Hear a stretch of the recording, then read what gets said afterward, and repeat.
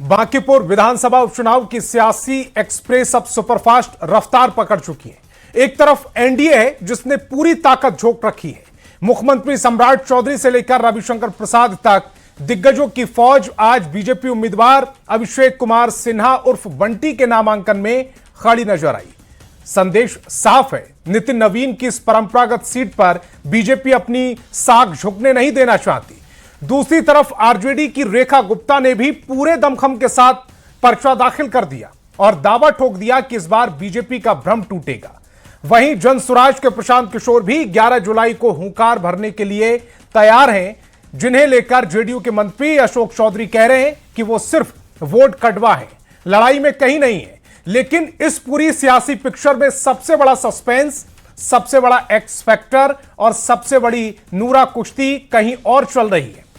RJD ने रेखा गुप्ता को मैदान में तो उतार दिया, लेकिन बिना रायशुमारी के लिए इस फैसले ने महागठबंधन की सबसे पुरानी साथी कांग्रेस को बुरी तरह भड़का दिया। कांग्रेस साफ कह रही है कि यह गठबंधन धर्म का अपमान है। रेखा गुप्ता सिर्फ आरजेडी की उम्मीदवार हैं, महागठबंधन की नहीं। कमाल देखिए, एक तरफ कांग्रेस अपने उम्मीदवार उतारने पर मंथन कर रही है, तो दूसरी तरफ कांग्रेस के ही बड़े नेता ऋषि मिश्रा अपने आलाकमान को सुझाव दे चुके हैं कि बीजेपी को हराना है तो आरजेडी को छोड़िए और प्रशांत किशोर को समर्थन कर दीजिए। नामांकन की आखिरी तारीख 13 जुलाई नजदीक आ रही है, लेकिन देश की सबसे पुरानी पार्टी अब तक इसी उलझन में फंसी है कि वो जाए तो जाए कहां, करे तो करे क्या। ऐसे में आज के सवालों पर आते हैं। सवाल नंबर 1, क्या बांकीपुर चुनाव से पहले ही महागठबंधन की एकता की कलई खुल गई है, महागठबंधन बिखर गया है? सवाल नंबर 2, बांकीपुर उपचुनाव में कांग्रेस का हाथ किसके साथ, लालटेन के या जनसुराज के? क्या कांग्रेस आरजेडी के सामने सरेंडर करेगी और बेमन से ही सही रेखा गुप्ता को अपनाएगी? सवाल नंबर 3, प्रशांत किशोर लड़ाई में हैं तो सिर्फ क्या वोट काटने के लिए है, जैसे जेडीयू दावा कर रही है? सवाल नंबर 4, क्या परंपरागत सीट पर साख बचा पाएगी बीजेपी या फिर प्रशांत किशोर या रेखा गुप्ता इतिहास रच देंगे? और सवाल नंबर 5, क्या महागठबंधन के नाम पर कांग्रेस सिर्फ अपनी किरकिरी करा रही है या वाकई आरजेडी कांग्रेस को बराबर की सहयोगी पार्टी मानती भी है? आज इन्हीं सवालों पर करेंगे प्रदेश की नंबर 1 बहस। सबसे पहले दिखाती है रिपोर्ट।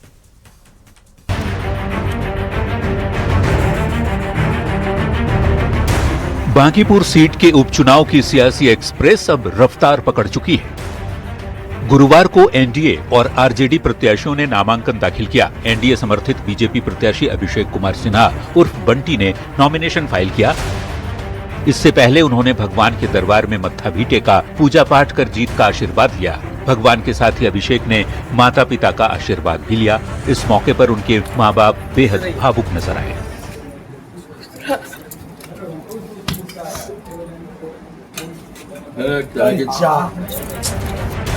बांकीपुर से अभिषेक कुमार सिन्हा के नामांकन के बाद एक जनसभा भी आयोजित की गई, जिसमें एनडीए के तमाम बड़े नेता शामिल हुए। इस दौरान सत्ता पक्ष की ओर से शक्ति प्रदर्शन भी किया गया। सीएम सम्राट चौधरी के साथ डिप्टी सीएम विजय चौधरी और जेडीयू के राष्ट्रीय कार्यकारी अध्यक्ष संजय झा, आरएलएम सांसद उपेंद्र कुशवाहा के साथ ही बीजेपी सांसद रविशंकर प्रसाद सहित कई बड़े नेता शामिल हुए। अभिषेक सिन्हा पहली बार चुनावी मैदान में उतरे हैं। ऐसे में उनके सामने बीजेपी के राष्ट्रीय अध्यक्ष नितिन नवीन की परंपरागत सीट को बचाए रखने की चुनौती है। एनडीए की ओर से जीत का दावा मुख्यमंत्री ने किया है। पांचों पांडव मिलकर जिस तरह बिहार विधानसभा में 202 सीट जीतने का काम किया था, उसी तर्ज पर बांकीपुर के उपचुनाव को भी थम्पिंग मेजॉरिटी से जिताने का काम भी जैसा हमने बूथ स्तर पर अपने मंडलों में जाकर काम किया और पार्टी ने आज मुझे इस लायक सोचा, मुझे भारतीय जनता पार्टी का उम्मीदवार बनाया एनडीए का। पहले तो मैं सबका दिल से आभार व्यक्त करता हूं कि मेरे जैसे कार्यकर्ता को आज पार्टी ने ऐसा बड़ा मौका मिला है। एनडीए उम्मीदवार के साथ ही आरजेडी कैंडिडेट रेखा गुप्ता ने भी बांकीपुर सीट से नामांकन का पर्चा दाखिल किया। पार्टी के वरिष्ठ नेता आलोक मेहता, भोला यादव और रणविजय साहू नामांकन में रेखा गुप्ता के साथ मौजूद थे। अपनी जीत का दावा करते हुए रेखा गुप्ता ने कहा कि इस बार बीजेपी का भ्रम टूट जाएगा। पूरे सरकार को आईना दिखाया जाएगा और एक नया इतिहास लिखेगा बांकीपुर विधानसभा। वैसे 30 जुलाई को बांकीपुर सीट पर होने वाले उपचुनाव में नामांकन दाखिल करने की आखिरी तारीख 11 जुलाई है, यानी प्रशांत किशोर अब सबसे आखिर में नॉमिनेशन फाइल करेंगे। पर कांग्रेस की तरफ से जिस तरह अपना कैंडिडेट उतारने की बात पहले कही जा रही थी, आरजेडी पर पार्टी प्रवक्ता असित नाथ तिवारी गठबंधन धर्म नहीं निभाने का आरोप लगा रहे थे, उस पार्टी की ओर से किसी भी उम्मीदवार के नाम तक की चर्चा अब नहीं है। ऐसे में सवाल है कि आखिर इस उपचुनाव में कांग्रेस का हाथ किसके साथ? न्यूज 18 के लिए पटना से शैलेंद्र और धर्मेंद्र कुमार के साथ ब्यूरो रिपोर्ट। तो चलिए मेहमानों से आपका परिचय कराते हैं। बीजेपी से मेरे साथ अनामिका सिंह पटेल जी जुड़ रही हैं, कांग्रेस से शिशिर कौंडिल्य जी जुड़ रहे हैं, आरजेडी से चितरंजन गगन जी, जेडीयू से डॉक्टर नेहोरा यादव जी जुड़ रहे हैं, जन स्वराज पार्टी से अभिषेक नरेंद्र सिंह जुड़ रहे हैं और वरिष्ठ पत्रकार के लाल जी भी हमें ज्वाइन कर रहे हैं। सभी मेहमानों का बहुत बहुत स्वागत। पहला सवाल मेरा शिशिर कौंडिल्य जी आपसे, इस उपचुनाव में कांग्रेस का हाथ आखिरकार किसके साथ है?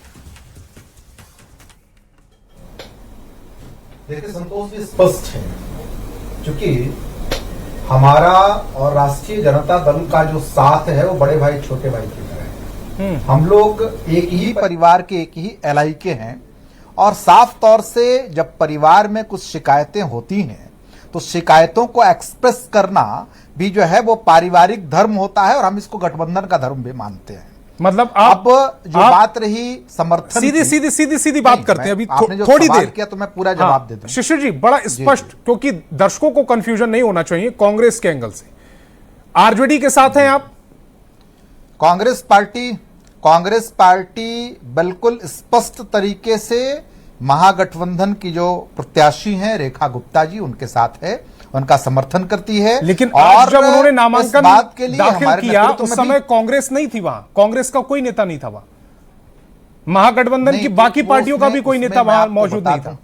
मैं स्पष्ट कर दूं। बेसिकली क्या है कि आज जो उत्तर प्रदेश के प्रभारी हैं और एआईसीसी जो एससी विंग है उसके राष्ट्रीय अध्यक्ष हैं, वो यहाँ पे आए हुए थे। जो आपको पता होगा छात्रों की गुंज कार्यक्रम जो फिलहाल स्थगित हुआ है कुछ दिनों के लिए, कोड ऑफ कंडक्ट को लेकर राहुल जी उसमें आने वाले थे, उसकी मीटिंग थी। उसके मद्देनजर हमारे प्रदेश अध्यक्ष वहां व्यस्त थे उनके साथ, और उस मीटिंग में चूंकि वो मीटिंग पर्व से निर्धारित था राजेश राम जी का, उस मीटिंग में जाने की वजह से वो वहां उनके साथ उस नॉमिनेशन के कार्यक्रम में नहीं जा पाए। नहीं तो अगर वो मीटिंग नहीं होती पर्व निर्धारित तो वो वहां पे जाते, अपने गठबंधन के उम्मीदवार का समर्थन करते। और चूंकि आरजेडी और कांग्रेस पार्टी एक एलआई पार्टनर है, परिवार के हम लोग बहुत पुराने साथी रहे हैं, तो कुल मिलाकर के आरजेडी के प्रत्याशी के साथ कांग्रेस का समर्थन है।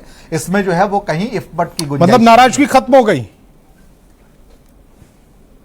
नहीं, नाराजगी जब नेतृत्व में आपस में, देखिए आप याद कीजिए तो उपचुनाव हो रहा है जो 2025 में जो चुनाव हुए थे बांकीपुर के, वो परंपरागत सीट कांग्रेस पार्टी की थी। लेकिन कांग्रेस पार्टी ने अपना बड़ा, भाई कांग्रेस पार्टी बड़ा भाई है, उसने बड़ा दिल दिखाया, बड़े भाई को बड़ा दिल दिखाना होता है। और आरजेडी की झोली में वो सीट हम लोगों ने डाली थी, फिर से आरजेडी का उम्मीदवार है, कहां गुरेज है? नहीं तो फिर ये असित नाथ तिवारी जी को ये कहने की जरूरत क्यों पड़ी कि आरजेडी कभी बांकीपुर से कभी नहीं जीती है, कांग्रेस 3 बार जीती है? किसी को भी नहीं।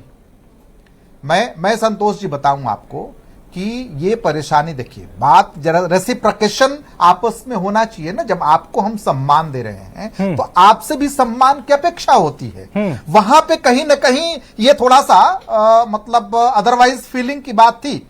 तो उस दौरान बयान आसित जी का आया था और आपके चैनल डिबेट में मैंने भी जो है वो इस प्रकार की बातें कही थी। लेकिन जब नेतृत्व में आपस में चर्चा हो गई, बात हो गई, सहमति हो गई, तो फिर महागठबंधन का जो उम्मीदवार है कांग्रेस पार्टी उसके साथ है। बात किससे हुई? कांग्रेस के किस नेता से बात हुई आरजेडी की? क्योंकि तेजस्वी यादव भी देश से बाहर हैं और खबर मुझे ये मिल रही है कि राहुल गांधी भी देश से बाहर हैं। इसी वजह से आपका जो कार्यक्रम होना था वो कैंसिल करना पड़ा है। बात देखिए, बात नेतृत्व में जो ऑथराइज्ड पर्सन राहुल जी एक सीट के लिए बात करेंगे? क्या आपको लगता है कि राहुल जी केवल बांकीपुर सीट के लिए बात करेंगे? तो जो प्रदेश मतलब नेतृत्व कांग्रेस है, के लिए कोई प्रदेश महत्वपूर्ण नेतृत्व में नहीं, आपस में सहमति कोई बन महत्व गई, नहीं चर्चा- रखती बांकीपुर सीट। नहीं, कांग्रेस के लिए महत्वपूर्ण देश की जनता है, कांग्रेस के लिए बांकीपुर महत्वपूर्ण नहीं है संतोष जी। इसीलिए उस प्रकार से चर्चा, आपस में सहमति जब हो जाती है, और बात करने के कई तरीके होते हैं, बात कोई मीडिया चैनलों पे नहीं होता, बात कोई टेलीविजन डिबेट में नहीं रखा जाता। तो कुल मिलाकर के मैंने आपको बतौर अधिकृत प्रवक्ता ये कहा कि चूंकि महागठबंधन के उम्मीदवार जो है बांकीपुर से खड़ी हैं, इसीलिए कांग्रेस पार्टी उस गठबंधन के उम्मीदवार के साथ है। ठीक, चितरंजन जी बहुत बहुत बधाई आपको, आखिरकार आपने कांग्रेस को मना ही लिया। संतोष जी, बधाई हम आपको देंगे कि कम से कम आप जो कंफ्यूजन पैदा करना चाह रहे थे वह उसमें आप नाकामयाब। मैं कंफ्यूजन क्यों पैदा करना चाहूंगा? मैं तो स्पष्ट करना चाह रहा हूं।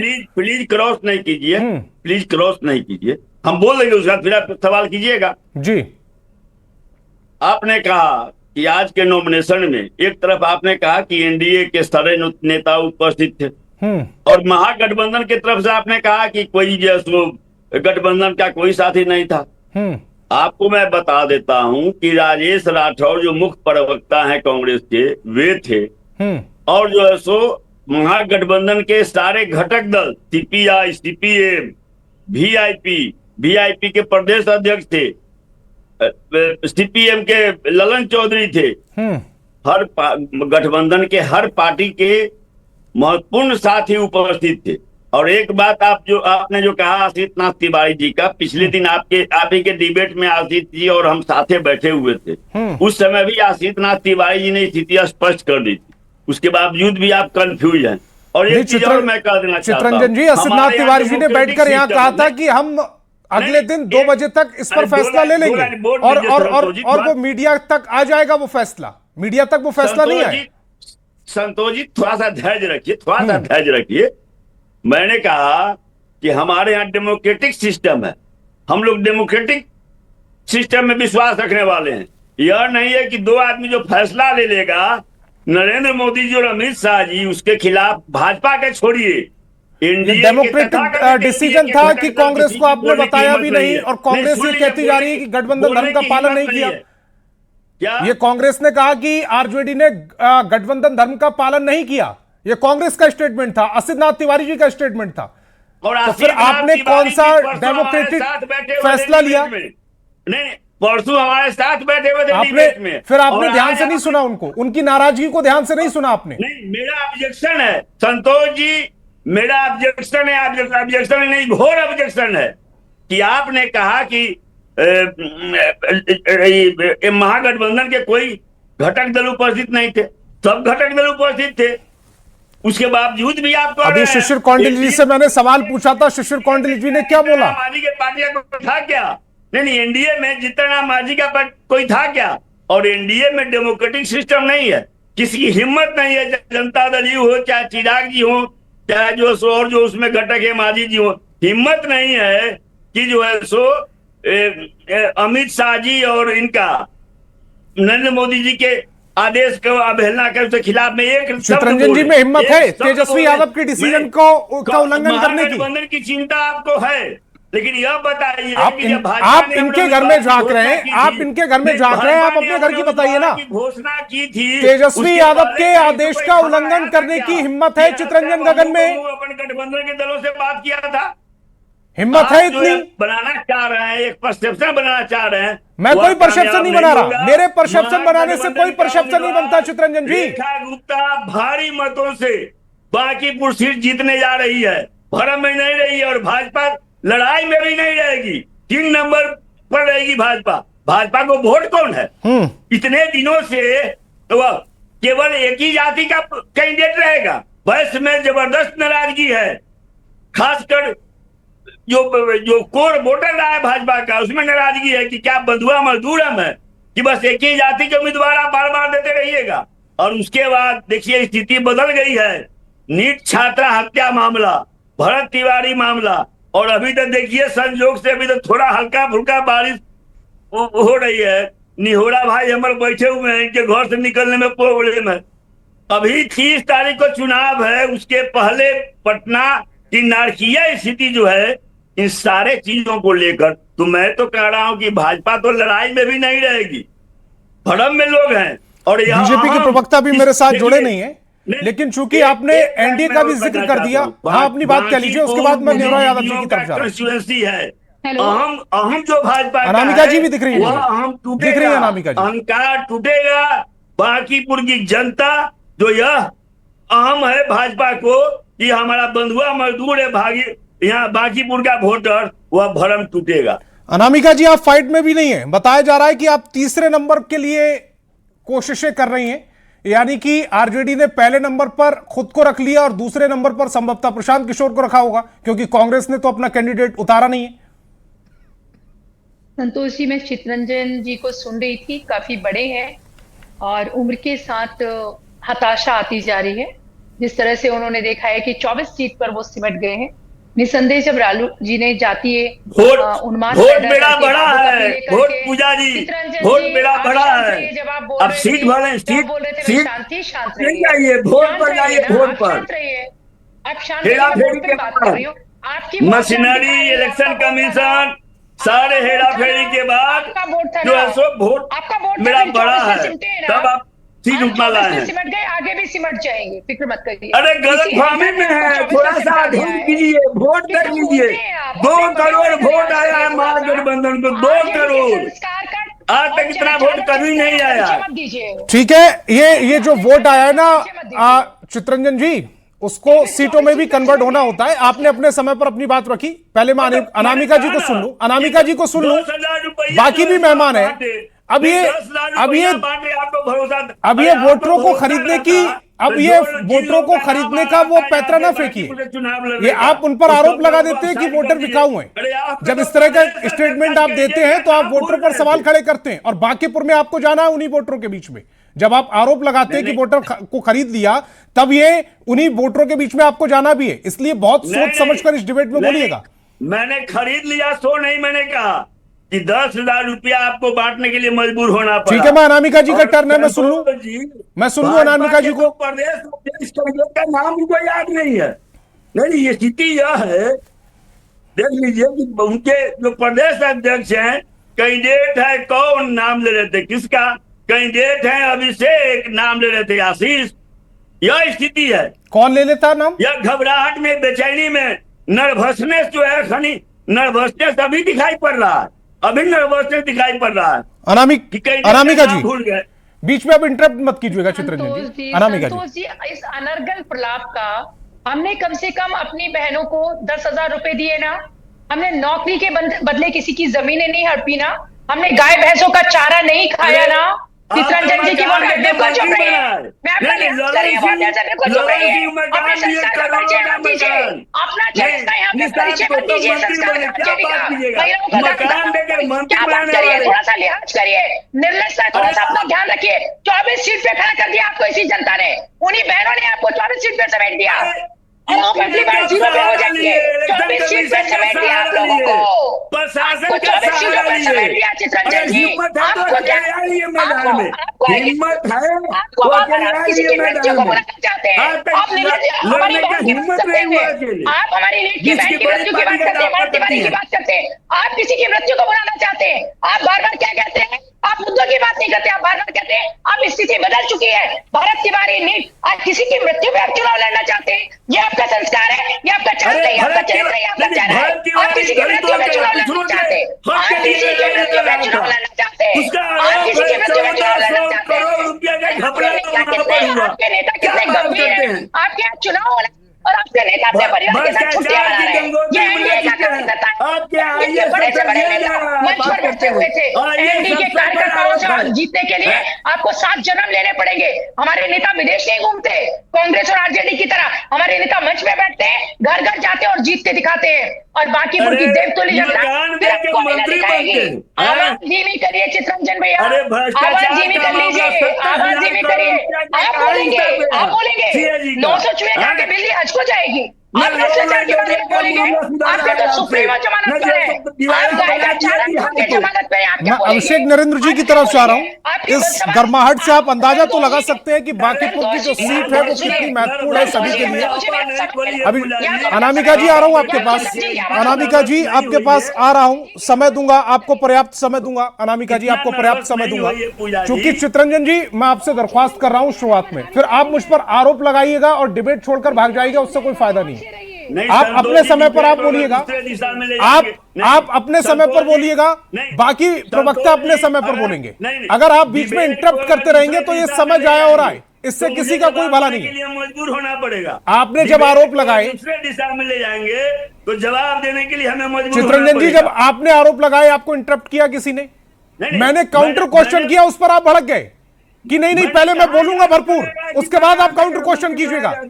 मैं अभिषेक जी के पास जा रहा हूं, इनकी आवाज जरा डाउन कीजिएगा। अभिषेक जी की तरफ जा रहा हूं। अभिषेक जी, आरजेडी के मुंह से ये सुनकर आपको अच्छा तो लग रहा होगा कि कम से कम आप नंबर 2 के लिए फाइट कर रहे हैं, बीजेपी नंबर 3 के लिए फाइट कर रही है उस सीट पर जहां इनके जो कैंडिडेट थी यही रेखा गुप्ता थी।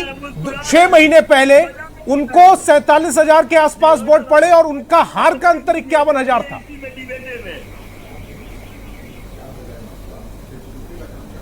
देखिए, सबसे पहले तो यही जो तू मैं का जो समय बिहार की जनता का खराब होता है, पिछले 30-35 सालों से यही एनडीए और महागठबंधन के तू मैं में बिहार की जनता का सारा समय खराब होता है। मैं आपके सवाल पे आता हूं कि देखिए, प्रशांत किशोर जी जो बांकीपुर का चुनाव लड़ रहे हैं, तो अब ये चुनाव सिर्फ एक विधायक चुनने का चुनाव नहीं रह गया है।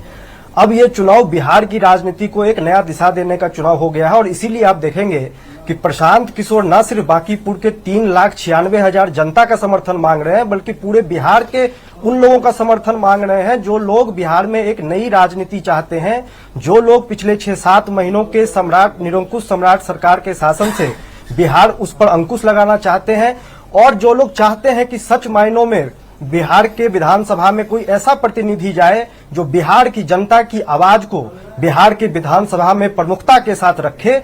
उसका समर्थन प्रशांत किशोर जी और जनसुराज मांग रहा है। और जहां तक 2 नंबर और 3 नंबर की बात है और 1 नंबर की बात है, तो हम इस लड़ाई में पड़ते ही नहीं है, क्योंकि जमीन पर हम मेहनत कर रहे हैं। प्रशांत किशोर जी जमीन पर पसीना बहा रहे हैं, ना तो महागठबंधन का कोई नेता जमीन पर पसीना बहा रहा है, इनके तो नेता ही बिहार से बाहर जमीन के आंकड़े क्या कह रहे हैं? और जहां तक आप जमीन पर वोटरों के बीच जा रहे हैं, तो जो आपका वहां से क्या विश्लेषण निकल कर आ रहा है? देखिए, जमीन पर सिर्फ और सिर्फ आपको जनसुराज और प्रशांत किशोर जी नजर आ रहे हैं। और जहां पर भी आप अपने कैमरामैन को भेजिए, बांकीपुर के सभी 24 वार्ड में पिछले 30 साल से यहां पर भारतीय जनता पार्टी का विधायक है। आप किसी भी वार्ड में अपना कैमरा जाकर भेजिए, देखिए वहां पर की क्या हालत है। एमसीडी में इनकी सरकार है, राज्य में इनकी सरकार है, केंद्र में इनकी 15-16 साल से सरकार है, और ये लोग बांकीपुर के वार्ड का एक कचरा तक नहीं साफ कर पाए हैं। और ये लोग विकास की बात करते हैं, और ये लोग प्रशांत किशोर वोट काटेंगे कि प्रशांत किशोर क्या करेंगे, पहले नंबर पर रहेंगे, दूसरे नंबर पर रहेंगे। भाई अब हिसाब दीजिए, आप 30 साल से बांकीपुर में विधायक आप बने हुए हैं, आप उसका हिसाब दीजिए कि आपने बांकीपुर की जनता के लिए क्या किया है। प्रशांत किशोर जी 30 साल से विधायक नहीं है बांकीपुर के, बांकीपुर से विधायक आपका एनडीए का है। 20 साल से एनडीए की सरकार है बिहार में, इन लोगों ने क्या किया है बांकीपुर के लिए, जरा बताएं। न्योरा जी, जब जेडीयू ये कह रही है कि वोट कटवा रह जाएंगे प्रशांत किशोर, तो ऐसा नहीं लग रहा है कि प्रशांत किशोर को थोड़ा कमतर आंक रही है या हल्के में लेने की भूल कर रहे हैं आप? मैं ये कहना चाहता हूं संतोष जी, चित्तरंजन जी हमारे बहुत पुराने मित्र हैं, हम आशा करते हैं कि बीच में इंटरप्ट नहीं करेंगे, लेकिन एक सलाह भी देना चाहते हैं जनसुराज और आरजेडी दोनों को कि एक मग्गा में हम लोग को कहावत है, गोईठा में घी सुखाना, तो ये दोनों गोईठा में घी सुखाने का प्रयास कर रहे हैं बांकीपुर उपचुनाव में। उसमें सफलता इनको चुनाव में नहीं मिलेगा। मैं आरजेडी पर इसीलिए नहीं बोलूंगा कि तो स्वतः 25 से लेकर पहले भी कांग्रेस लड़ा, बांकीपुर में हालात क्या रहा वोटों का वो सभी जानते हैं। लेकिन चूंकि प्रशांत किशोर जी की बात आई, तो मैं प्रशांत किशोर जी को राजनीतिक विश्वसनीय आदमी समझता था। लेकिन 2025 के चुनाव में जिस प्रकार कमिटमेंट किया उन्होंने कि अगर नीतीश कुमार को 25 सीट आ जाएगा तो मैं राजनीति से संन्यास ले लूंगा। मुझको लग रहा था कि प्रशांत किशोर जी नवंबर के बाद दिखाई नहीं पड़ रहे हैं, निश्चित रूप से राजनीति से संन्यास ले लिए होंगे।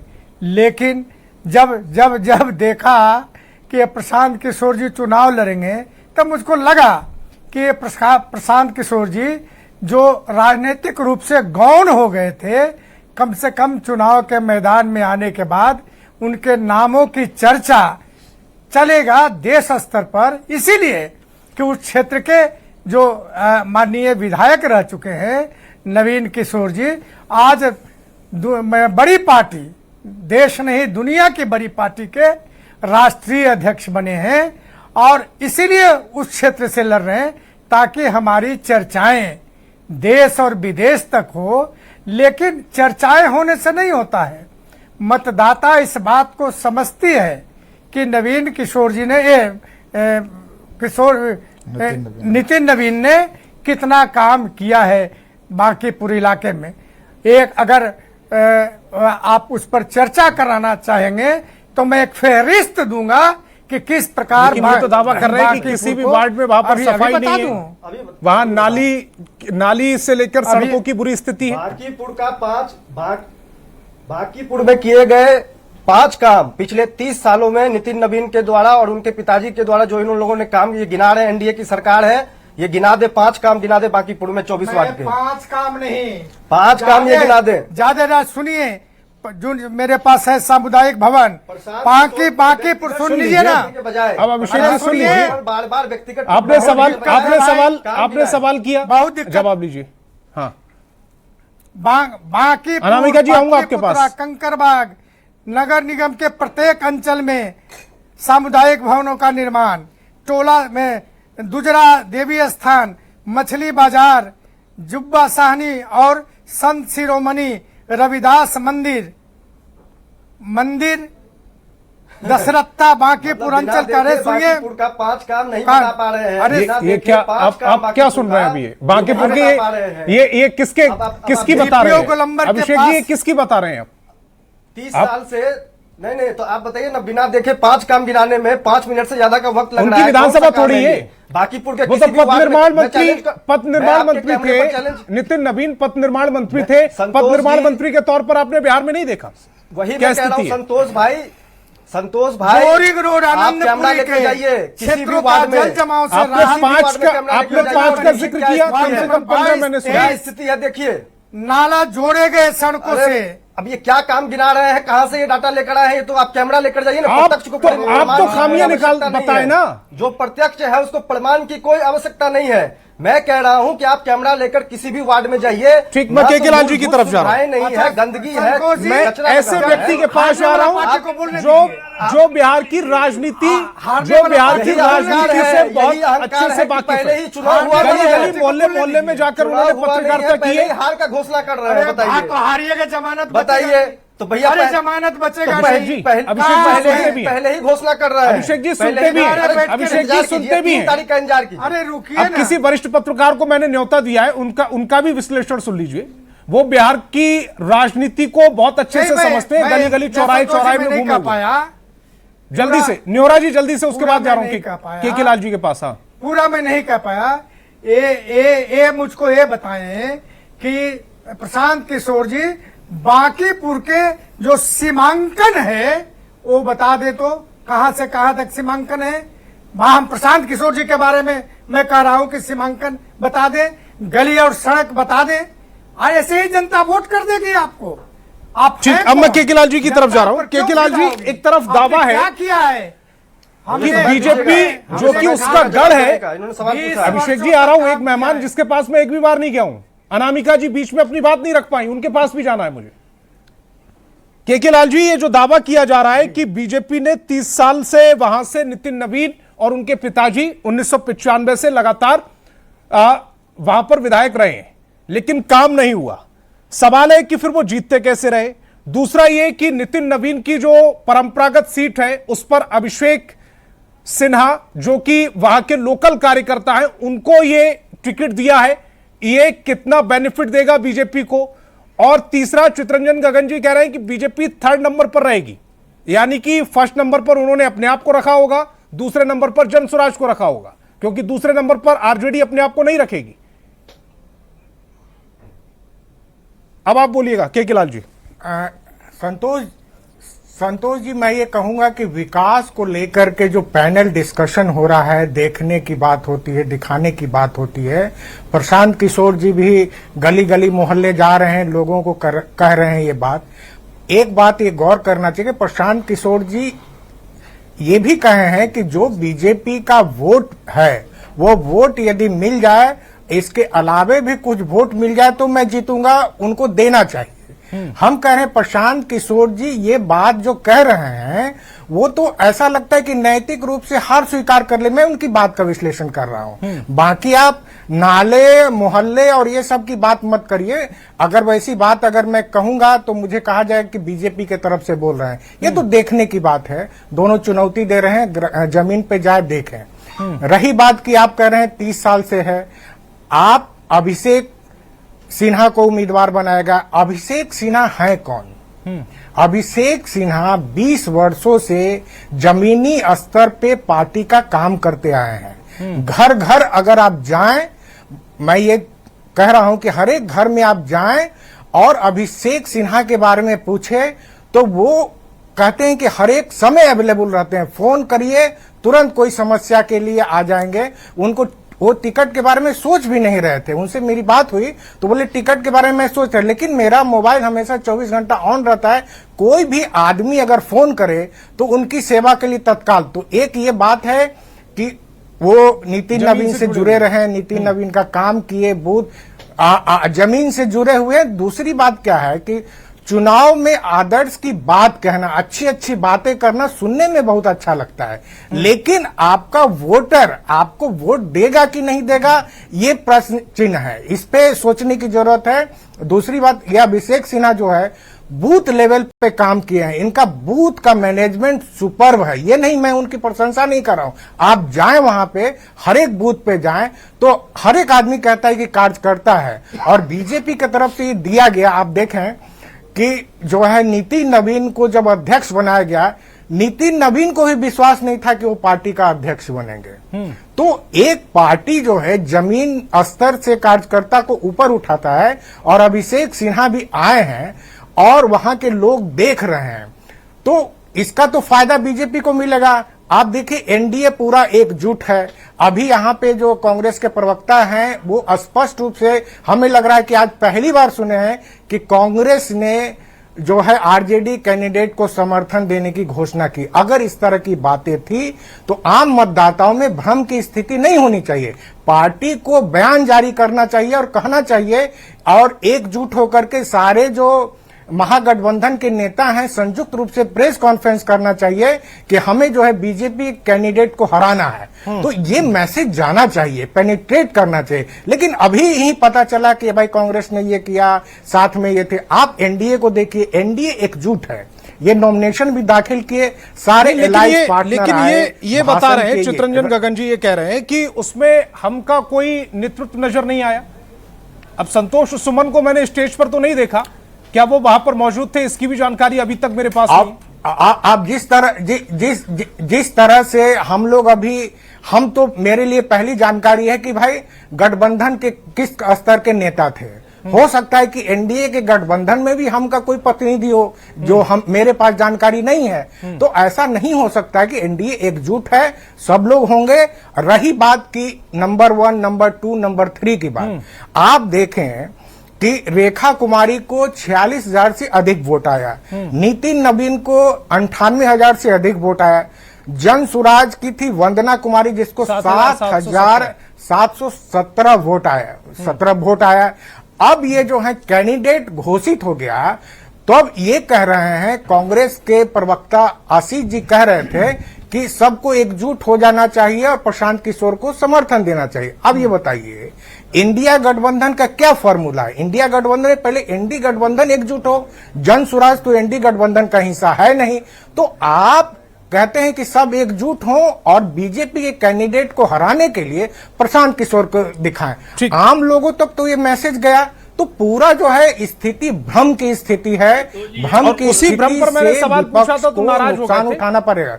चितरंजन गगन जी, पहले मैं अनामिका जी का दूसरी बात मैं ये एक रिएक्शन में अनामिका जी का ले लूं, उसके बाद आऊंगा क्योंकि उनकी बात अधूरी रह गई थी। शिशिर जी, उसके बाद आप ही के पास आऊंगा।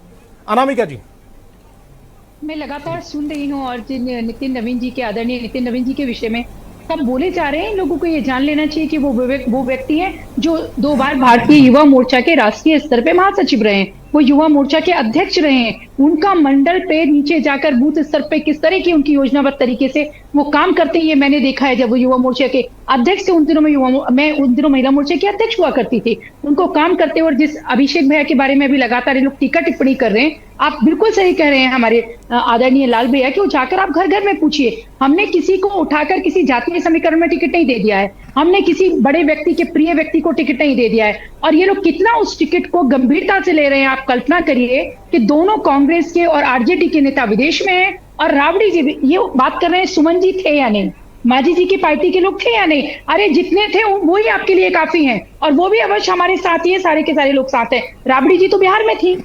अगर मान लीजिए एक महिला जब खड़ी हो रही है, वो उनके चुनाव में चली जाती, किन व्यक्तियों को उन्होंने भेजा है नामांकन के समय, ये बताता है कि आप अपने कैंडिडेट को लेकर कितने गंभीर हैं। हमारे यहाँ तो हमारे प्रदेश अध्यक्ष जी अपनी स्वस्थ नहीं होने के बावजूद भी वो वहां जाकर गए, उस कार्यक्रम में गए और जाकर बैठे, जबकि उनको बैठने में दिक्कत है। ये बताता है कि हमारे यहाँ प्रदेश अध्यक्ष भी एक कार्यकर्ता है, उसे भी जमीन पे कार्य करना है। मैं लगातार सुन रही हूँ और सुने जा रही हूँ, भाजपा में लोकतंत्र नहीं है। मुझे हंसी आ रही थी जब बोल रहे थे, सच में संतोष जी, मुझे हंसी आ रही थी। अमित शाह जी नरेंद्र मोदी जी के सामने, अरे आपको विश्वास नहीं हो पा रहा है और आप इस बात से बेहद हैं और डरे हुए हैं, और आप इस बात के एनडीए गठबंधन की एकजुटता से परेशान है, क्योंकि हमारे यहाँ सारे लोग एक साथ हैं। सम्मान करते हैं आदरणीय नरेंद्र मोदी जी का, हम सम्मान करते हैं आदरणीय नीतीश जी का, और हमारे जितने भी घटक दल के लोग हैं, आप उस हमारी एकजुटता को पहचान नहीं पा रहे हैं। अब मैं शिशिर जी की तरफ जा रहा हूं, काम करिए।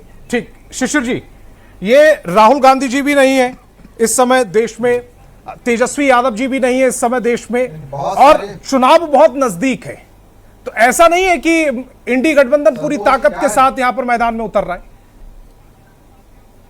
नहीं, क्या है कि बहुत सारे सवाल आ गए संतोष जी। मैं काफी देर से आपको रिक्वेस्ट कर रहा हूं जी, मैं देख भी रहा था, लेकिन आप देखिए, क्योंकि हर कोई ज्यादा समय लेना चाह रहा है। आप अपनी बात रखिएगा, मैं आपको पूरा टाइम दूंगा। 2 से 3 मिनट जो है वो समय दीजिए जी। मैं बहुत सारे सवाल आ गए, सबका जवाब देना बेहद जरूरी है। सबसे पहले वो के लाल साहब ने कहा कि असित नाथ तिवारी जी ने ऐसा कहा कि सबको समर्थन प्रशांत किशोर जी को दे देना चाहिए। ऋषि जी ने ये गलत स्टेटमेंट है। ऋषि जी ने कहा था सर, ये बेसिकली नहीं, असित नाथ, उन्होंने असित नाथ तिवारी जी का नाम लिया। असित नाथ तिवारी जी ने ऐसा कतई नहीं कहा। मैं उसको ठीक कर रहा हूं। लोकतंत्र की एक खूबसूरती है हमारे यहाँ। ऋषि मिश्रा जी ने कहा था। जी, ठीक है, मान लिया भाई। वो ऋषि मिश्रा जी का अपना व्यक्तिगत इमोशन होगा। ये कैसे तय होगा सर कि ये शिशिर कौंडल जी का अपना व्यक्तिगत स्टेटमेंट है, ये ऋषि मिश्रा जी का अपना व्यक्तिगत स्टेटमेंट है? हमारा नहीं, असित नाथ तिवारी जी ने इस पे अधिकृत स्टेटमेंट शुरू में दिया था, वो हमारे अधिकृत प्रवक्ता भी हैं। तो इन्होंने कभी नहीं कहा तिवारी जी ने कि प्रशांत किशोर को समर्थन दे देना चाहिए। तो सबसे पहले देखिए क्या है ना, हमारे यहाँ ये लोकतांत्रिक खूबसूरती है संतोष जी, कि जब कभी भी हमारी कोई शिकायतें होती है हम स्पष्ट बताते हैं। हम भारतीय जनता पार्टी के चरित्र के नहीं है कि भारतीय जनता पार्टी खड़े हो जाओ तो खड़े हो जाओ, बैठ जाओ तो बैठ जाओ। अगर हमें कोई शिकायत होती है तो एक फॉर्म होता है ना, एक फॉर्म पे होता है जहां पर हम कहेंगे। आप क्या तो नहीं, वो चलते थे भाई सवाल ये है, मैं तो ये कहता हूं, मैं तो ये कहता हूं, नहीं मुझे मैंने इंटरप्ट नहीं किया था अनामिका जी, प्लीज काइंडली। वो शांत हो गई। वो जो है बेसिकली क्या है ना, जी बेसिकली क्या है, वो कहते हैं ना कि वो आहें भी बरते तो चर्चा नहीं होती, हम उफ भी करते हैं तो हो जाते हैं बदनाम। बेसिकली हमारे जो साथी हैं बाकी के भारतीय जनता पार्टी, जनता दल यूनाइटेड, कुल मिलाकर के ऐसा ही ये उनका कैरेक्टर है, और इसी प्रकार की बातें वो सोचते भी हैं, आपके सामने भी लाते हैं। जरा समझिए ना, मैं एक उदाहरण छोटा सा दे दूं। इन्होंने हमारे चरित्र पर सवाल उठाया 2020 का उदाहरण मैं दे रहा हूं। 2020 में क्या हुआ था चुनाव में? लोक जनशक्ति पार्टी, रामविलास चिराग पासवान जी उसके लीडर हैं। आज वो उस दिन भी एलआई में थे और आज भी एलआई में चुनाव पर आइए। नहीं, मैं बता रहा हूं आपको, मैं बता रहा हूं आपको, वो चुनाव नहीं, वो चुनाव की बात है, वो चुनाव की बात है सर, कि 2020 में चिराग पासवान जी ने जनता दल यूनाइटेड के खिलाफ चुन करके उम्मीदवार दिया था और भारतीय जनता पार्टी ने उनको बैकअप दिया था और 72 से जनता दल यूनाइटेड 41 पे आ गई थी 2020 के चुनाव में, आपको याद होगा। आज के नंबर याद है उनके? कर रहे हैं, हमने तो कोई उम्मीदवार नहीं दिया। और दूसरी बात आपने नितिन नवीन जी के उनकी पर्सनालिटी क्या है, वो कितने बड़े व्यक्तित्व वाले हैं, इन्होंने बखान किया। मैं बताता हूं, वो बहुत बेहतरीन रबर स्टाम्प हैं और वो रबर स्टाम्प के रूप में ही वहां गए हैं, इसीलिए उनको बनाया गया है, उनका व्यक्तित्व यही है। ठीक है, इसका नुकसान होगा ना बीजेपी को। अगर हम भी जानते हैं कौन कितने बड़े व्यक्तित्व का है, उनका क्या इनका नुकसान होगा ना, तो आपका बेनिफिट होगा। इसीलिए इस प्रकार की बातें जो है ना, न्योरा जी रिएक्ट करना चाह रहे हैं, बाकी सभी के पास जाऊं, न्योरा जी को स्क्रीन पर रखिएगा। जब आपके दुखती रग पे हमने हाथ रख दिया तो आप बिलबिलाने लगे। न्योरा जी, सभी मेहमानों के पास सबसे एक मिनट होगा। आपका चाल, चेहरा और चरित्र बेहद स्पीशियस है, ये देश की जनता जानती है। संतोष जी, मैं एक बात कहना चाह रहा हूं कि इतने जो बहस हो रहे हैं महागठबंधन पर, तो क्या महागठबंधन है बिहार में? क्या लोकसभा चुनाव के बाद तेजस्वी यादव ने स्वयं कहा कि अब गठबंधन खत्म हो गया। इंडी गठबंधन को लेकर कहा विधानसभा के चुनाव में। हाँ, तेजस्वी ने कहा लोकसभा चुनाव के बाद इंडी गठबंधन को लेकर कहा था कि इंडी गठबंधन खत्म हो गया है। महागठबंधन तो चूंकि विधानसभा का है, बिहार का महागठबंधन है जी। हाँ, आप सुन लीजिए। उसके बाद 2025 स्टेटमेंट कोड कर रहे हैं, 2025 के निहोरा बाबू गलत स्टेटमेंट कोड रहे हैं, कोड कर रहे हैं। थोड़ा सा स्टेटमेंट को रेक्टिफाई कीजिए, क्या कहा था उस विषय पे सबको पता है। स्टेटमेंट को गलत कि महागठबंधन खत्म। नहीं, गलत रिएक्शन मत दीजिए, आगे बढ़िए। नहीं, आगे बढ़िए। गलत कैसे रिएक्शन दे रहे हैं आप? आगे बढ़िए ना। अरे आप गलत स्टेटमेंट कोड कर रहे हैं, आप आगे बढ़िए ना। ठीक है, न्योरा जी आगे बढ़ते, न्योरा जी आगे बढ़ते। था आगे उन्होंने कहा था इंडी गठबंधन खत्म हो गया, महागठबंधन 2025 में उनका चला था। इतने मधुर नहीं, तो बिहार में महागठबंधन चुनाव लड़ रही है कि इंडिया गठबंधन चुनाव लड़ रही है? अरे इस बात को समझना होगा ना। शिशिर जी वही समझा रहा हूं। कहां स्टेटमेंट कोड कर रहे हैं निहोरा जी? शिशिर जी उसी पर आगे चल रहे हैं। हाँ, गलत स्टेटमेंट कोड ना करें। ठीक, निहोरा जी आगे बढ़िए। मैं ये कह रहा हूं जी, आज इंडिया गठबंधन तेजस्वी ने कहा कि खत्म हो गया। विधानसभा जो चुनाव हुए, किस प्रकार नाटक इंडिया गठबंधन के तहत हुआ। भले ही मोटरसाइकिल से बिहार के सड़कों पर दोनों नेता घूमे हों, लेकिन अंत तक इतने मतभेद आपस में रहे कि तेजस्वी प्रयास करते रहे कि हमको मुख्यमंत्री पद की घोषणा कर दे। ये प्रधानमंत्री पद की घोषणा किया तेजस्वी ने कि राहुल को प्रधानमंत्री बनाना है, लेकिन कांग्रेस कतई मुख्यमंत्री की पद की घोषणा करने के लिए तैयार नहीं था। लेकिन आज के समय में तो वो आरजेडी के साथ जा रहे हैं ना, इससे आपको क्या बेनिफिट है? अरे क्या कर रहे हैं? अरे भाई, मौर्या में बाकायदा कांग्रेस पार्टी ने प्रेस कॉन्फ्रेंस किया और प्रेस कॉन्फ्रेंस। चित्रंजन जी कुछ कहना चाह रहे हैं, चित्रंजन जी कुछ कहना चाह रहे हैं। चित्रंजन जी के बाद आ रहा हूं अभिषेक जी आपके पास। चित्रंजन जी को जरा स्क्रीन पर रखिएगा। चित्रंजन जी को स्क्रीन पर रखे, बाकी सभी के पास जाऊँ। संतोष जी, महागठबंधन की ताकत तो इसी से दिखाई पड़ रही है कि पूरा डिबेट महागठबंधन पर केंद्रित है। मैंने कहा, अब पत्रकार महोदय राजनीतिक विश्लेषक के रूप में आए हुए हैं, मैंने कहा कि साहब महागठबंधन के सभी घटक दल के नेता वहां पर मौजूद थे, प्रदेश अध्यक्ष मौजूद थे, वो मानने के लिए तैयार नहीं। अब सब हमको आश्चर्य होता है, कैसे पत्रकार हैं अभी। आप किसी को सर्टिफिकेट क्यों देने लगते हैं चित्रंजन जी? प्रेस रिलीज जारी हुआ, फोटो जारी हुआ, इनको पता नहीं है कैसे पत्रकार है। चित्रंजन जी, आपसे सर्टिफिकेट नहीं चाहिए किसी भी मेहमान को, इसको इंसल्ट कहते हैं जो आप कर रहे हैं सीधे।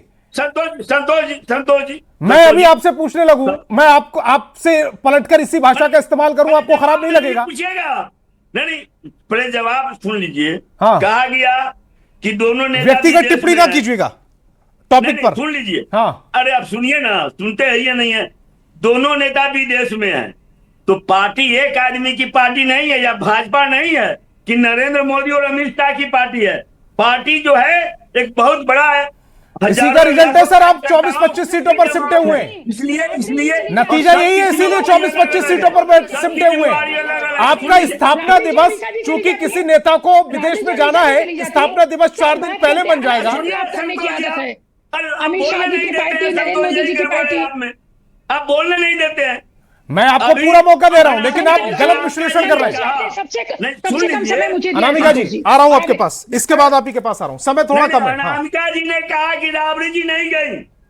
क्यों नहीं अरे गई? आपको पता नहीं है, मंगलीलाल मंडल जी, उसके वो बाद क्यों में नहीं आलोक बताइए कुमार ना? मेहता जी, सारे आपकी मीसा जी क्या कर रही है? आपकी मीसा जी क्या कर रही है? आपकी मीसा जी क्या कर रही है? मुझे लग रहा राहुल गांधी, तेजस्वी यादव भी गए होंगे, वो कैमरों के सामने नहीं आए। आपके हिसाब से सब वहां पर मौजूद थे। अभिषेक जी बाकी अभी आवाज डाउन, अनामिका जी के इसके बाद आऊंगा। अभिषेक जी, विषय से विषयांतर अभिषेक जी, ठीक है अभिषेक जी बोलो। दो तीन बातें मैंने सबकी बातों को, अब मेहमान, मैंने सबकी बातों को बहुत ध्यान से सुना। हाँ, मैं उम्मीद करूंगा कि आप सब लोग मेरी बात को ध्यान से सुनेंगे। बस 2 मिनट का समय लूंगा मैं। 1 मिनट है सर। देखिए, दो तीन बातें लोगों ने कही जनसुराज और प्रशांत जी के बारे में। सबसे पहला कि 2025 के चुनाव में जनसुराज ईमानदारी से चुनाव लड़ा, हमें 18 लाख वोट आए, लेकिन उसके बाद हम लोगों ने उसको स्वीकार करते हुए लगातार पिछले 6-7 महीनों से बिहार में जो भी घटनाएं हुई है, बिहार में जो भी निरंकुश सरकार, सम्राट सरकार ने निरंकुशता के साथ काम किया है। अभिषेक जी, मेरा भी तो सवाल वही है, बांकीपुर में आपको पिछली बार 5% वोट सामना किया है, तो सुनिएगा ना अभिषेक जी, पिछली बार आपको 6 महीने पहले आपको 5% वोट पड़ा है बांकीपुर में। 7,717 वोट आपकी कैंडिडेट वंदना कुमारी को पड़े, और जो नंबर 1 पर रहे नितिन नवीन, उनको बीजेपी को 63% से ज्यादा वोट पड़ा। अब आप ये जो 55-56% की ग्रोथ कैसे लीजिएगा 6 महीने के अंदर? जी देखिए संतोष भाई, बिल्कुल संतोष भाई, 6 महीने बहुत बड़ा अंतर है। इसीलिए अंतर है क्योंकि 6 महीने में 20-25 से 30 फिर से नीतीश बिहार का सरकार का चेहरा बदल गया। 6 महीने के अंदर बिहार ने वो अराजक शासन देखा है जो कि बिहार की जनता ने 2025 के चुनाव में कल्पना भी नहीं की थी। और 6 महीने में एक और चीज हुआ है जो बिहार की जनता ने चुनाव नहीं हो रहा है, मुख्यमंत्री का सिलेक्शन नहीं हो रहा है, उनको अपना विधायक चुनना है, स्थानीय विधायक। मेरी बात पूरी हो जाए संतोष जी, मेरी बात पूरी हो जाए, मैं उसी पे आ रहा हूं, मेरी बात पूरी हो जाए। इस 6 महीने के दौरान बिहार की जनता के साथ जो भी अन्याय हुआ है, जो भी अत्याचार हुआ है, उसके सरकार के सामने डटकर महागठबंधन का नेता कोई खड़ा नहीं हुआ है। वहां पर प्रशांत किशोर जी जनसुराज खड़े हुए हैं, दिल्ली से लेकर बिहार पूरे पटना तक। तो इसीलिए बिहार की जनता, बांकीपुर की जनता में एक उम्मीद जगी है कि जनसुराज प्रशांत किशोर जी को चुनकर एक ऐसा विधायक 243 में भेजा जाए जो कि बिहार की जनता की आवाज को मुखरता से रखे, सिर्फ बिहार में ही नहीं पूरे देश में जिसकी आवाज जाए। इन्होंने कहा, मुझे बात कंप्लीट करने दीजिएगा, इन्होंने कहा कि प्रशांत किशोर कौन है। ये तो इनको अपने नेताजी से जाकर पूछना चाहिए कि प्रशांत किशोर कौन है जिसको उन्होंने 2 साल अपने घर में रहकर सलाह लिया था। ये तो प्रशांत किशोर कौन है, आप डिवाइन करके देखिएगा इस डिबेट को, आप डिवाइन करके देखिएगा। प्रशांत किशोर वो व्यक्ति है, प्रशांत किशोर बिहार का वो बेटा है। सुन लीजिए, मैंने अनामिका जी की तरफ जा रहा हूँ, अनामिका जी की तरफ जा रहा हूँ, सुन लीजिए। प्रशांत किशोर वो व्यक्ति है जिसको 6 महीने पहले 2 सीटों पर चुनाव लड़ने का मौका था, कर लेता हूं, लेकिन उस समय उनको विधायक नहीं बनना था, कंप्लीट करने दीजिए, उनको सुप्रीमो बनना था, और 6 महीने बाद अब वो विधायकी के लिए मैदान में आ गए। कंप्लीट कर लेता हूं। प्रशांत किशोर वो व्यक्ति है जिसने पिछले 4 साल से बिहार की गांव-गांव में सड़कों पर बिहार की जनता के लिए संघर्ष किया है। प्रशांत किशोर वो बिहार का बेटा है जिसने पूरे बिहार में, पूरे देश में। अनामिका जी 1 मिनट आपका और 1 मिनट के खिलाफ जी का, बाकी सभी की आवाज डाउन। अनामिका जी, मैं शिशिर जी को सुन रही थी, वो कह रहे थे आदरणीय हमारे राष्ट्रीय अध्यक्ष नितिन नवीन जी रबर स्टैंप पे उन्होंने कहा, शायद वो अपने समय की बात कर रहे हैं जब आदरणीय मनमोहन सिंह जी को प्रधानमंत्री को इन लोगों ने रबर स्टैंप बना के रखा था। और ये वो लोग जिनके यहाँ रेहान जब चुनाव लड़ने लायक हो जाता है तो उसके नाम के साथ वाड्रा के पीछे गांधी लगा दिया जाता है, सिर्फ इसलिए ताकि वो चुनाव लड़ सके। आप नितिन नवीन जी की बराबरी नहीं कर सकते क्योंकि वो मंडल से काम करने वाले कार्यकर्ता है। हमारे यहाँ किसी को भी उठा के सिर पे नहीं बिठाया जाता है ना टिकट दिया जाता है। हमारे यहाँ हर व्यक्ति एक कार्यकर्ता होता है। शायद आप अपने बारे में याद करते करते बोल देते हैं, अपना अनुभव बोलते हैं। ये भारतीय जनता पार्टी है, यहाँ आदरणीय नरेंद्र मोदी जी भी एक कार्यकर्ता है। जल्दी से बांकीपुर पे बात कर रही हूँ। और देखिए, आप खुद कह रहे हैं कि 30 साल से 3 बार से नितिन आएंगे, व्याकुलता क्यों है इनको? इनको क्यों इतनी व्याकुलता है? वो आएंगे। मेरे पास समय बहुत कम है। क्यों नहीं आए? जवाब दीजिए। की जनता ने नितिन नवीन जी को इतना वोट दिया है और देवतुल्य जनता फिर बता देंगे, फिर हम यहाँ डिबेट करेंगे, यही बैठकर बात करेंगे। उनका बार बार इतना बहुमत से जीतना साबित करता है। के लाल जी काम किया है। के लाल जी, क्लोजिंग स्टेटमेंट आपका। वोट इस पर लिए थे नितिन नवीन जी। मैं ये कहूंगा, पहली गलती मैं संतोष जी, मैं कहूंगा कि गलती से ऋषि कुमार की जगह मैंने असित कुमार का नाम दिया, ये मैं स्वीकार करता हूं, स्लिप ऑफ टंग हो गया। दूसरी बात, चितरंजन गगन जी जो सवाल उठाते हैं कि कैसे पत्रकार हैं, क्या हैं, आप लोग किस तरह के नेता हैं और किस तरह से यहाँ लड़ाई झगड़ा करते हैं, मुद्दों की बात नहीं करके बिल्कुल ऐसे माने एकदम ऐसे लड़ते हैं कि कुछ सुनाई नहीं देता। ये मैं एक दूसरी बात सुनिए चितरंजन जी, अगर सुनने की चितरंजन जी सुनिए, अगर महागठबंधन का कोई कैंडिडेट अगर डिसाइड होता है, सुनिए, छोड़ दे। पहली बात, आपने आरोप लगा दिया कैसे कैसे पत्रकार होते हैं। आप संतोष जी के ऊपर सवाल उठाते हैं। मैं ये कह रहा हूं कि महागठबंधन का जो कैंडिडेट हुआ, अगर आरजेडी का कैंडिडेट है तो क्या महागठबंधन के नेताओं ने बैठक करके तय किया कि ये हमारे कैंडिडेट हैं, इनको हम समर्थन देंगे? आज तक ये नहीं हुआ और आप आरोप लगा रहे हैं कि कैसे कैसे पत्रकार होते हैं। मैं भी कहूं कैसे कैसे इसी टॉपिक पर इस डिबेट को ही रोकते हैं। तमाम मेहमान मेरे साथ जुड़े, आपका बहुत बहुत शुक्रिया। लेकिन बांकीपुर का जो रण है वो किस तरह से महाभारत में बदलता जा रहा है, इस डिबेट में आपने देखा लगातार आरोप भी आ रहे हैं और उसका प्रत्यारोप भी हो रहा है। एक तरफ राहुल गांधी और तेजस्वी यादव की गैर मौजूदगी पर सवाल उठ रहे हैं, दूसरी तरफ क्या कांग्रेस अब आरजेडी की जो प्रत्याशी रेखा गुप्ता उनके साथ जाने को तैयार है, इस पर सवाल पूछे जा रहे हैं। और सवाल यह भी उठ रहा है कि एनडीए कितना एकजुट है।